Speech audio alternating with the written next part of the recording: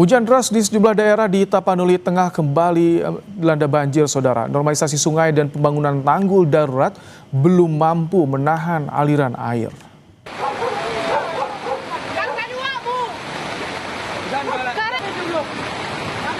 Arus deras langsung menghantam permukiman warga di Kecamatan Tuka yang sebelumnya dilanda banjir dan longsor.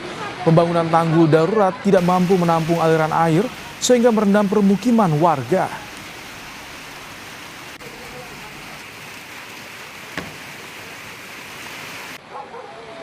Sejak sore tadi, berkisar jam 5 atau jam 17 sore, hujan deras mengakibatkan daerah di Tapanuli Tengah yang sebelumnya terdampak banjir kembali mengalami banjir.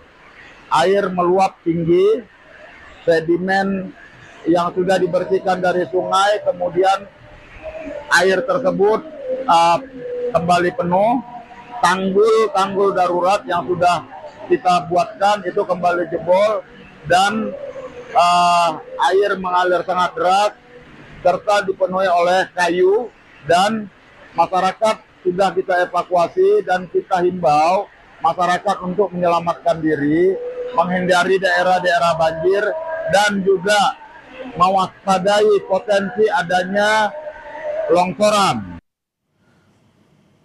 Situasi di malam hari, ketinggian air banjir juga sudah mulai surut. Sebelumnya pada Rabu siang arus deras langsung menghantam permukiman di Kecamatan Tuka yang sebelumnya dilanda banjir dan longsor.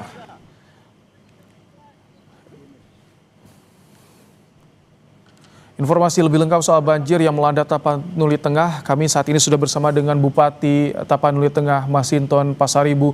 Selamat malam, Bang Masinton. Ya, selamat malam, Bung.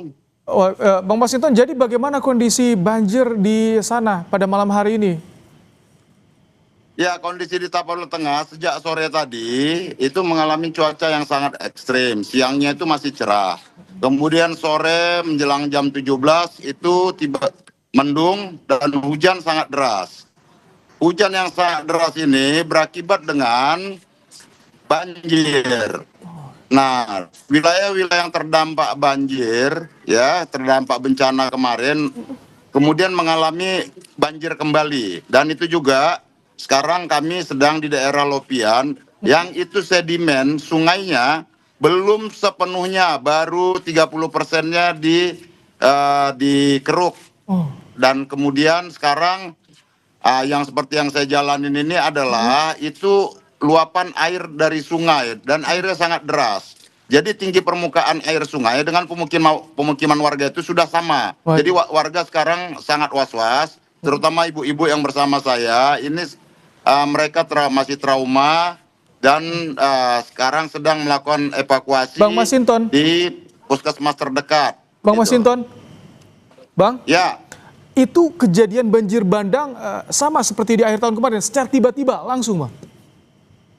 Iya, ini hujannya tadi deras. Nah, di hulunya juga deras, maka tumpahan air tersebut sangat deras ke bawah, ke wilayah bawah begitu. Sehingga posisinya nyaris sama seperti tanggal 25 November lalu curah hujannya. Nah, ini juga masih kayu-kayu yang ada itu juga terbawa air kembali. Ini jadi berapa kecamatan, Bang Masinton, yang terdampak? Nah, kecamatan yang terdampak itu ya ada 12 kecamatan. Nah, satu diantaranya ini selain Tuka ada di daerah Badiri, Kecamatan Badiri, kemudian ada Sibabangun, kemudian itu ada daerah Tapian Nauli, ada daerah Pandan dan lain sebagainya. Jadi malam ini kami juga sedang menyiapkan titik-titik evakuasi dan mengantisipasi jika terjadi hujan deras kembali malam ini. Nah, mudah-mudahan jangan lagi hujan. Amin. Tapi sekarang ibu-ibu sedang berkumpul bersama kami.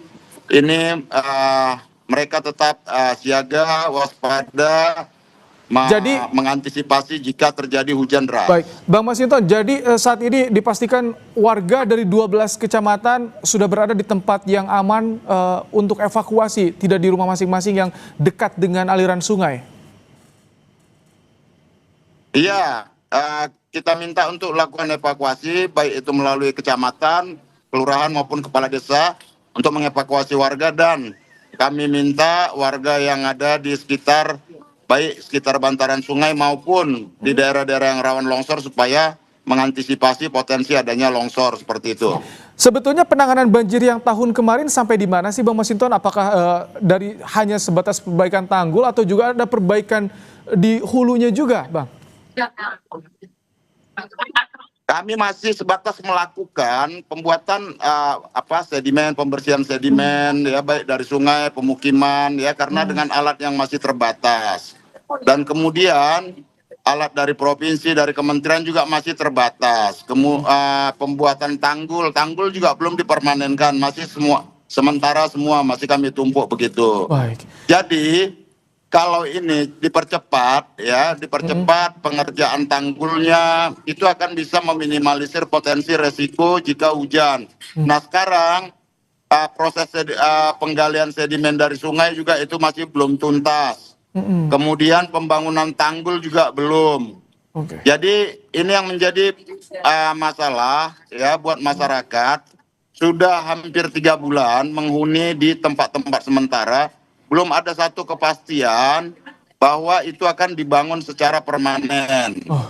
Nah ini yang menjadi kendala. Sementara alat berat untuk menanggulangi sedimen ya, pembersihan sedimen, baik itu dari sungai dan pemukiman, itu juga jumlahnya masih sangat terbatas. Jadi warga ini merasa was-was terus. Seperti tadi umpama warga itu ya pasti komplainnya kan ke bupati. Iya.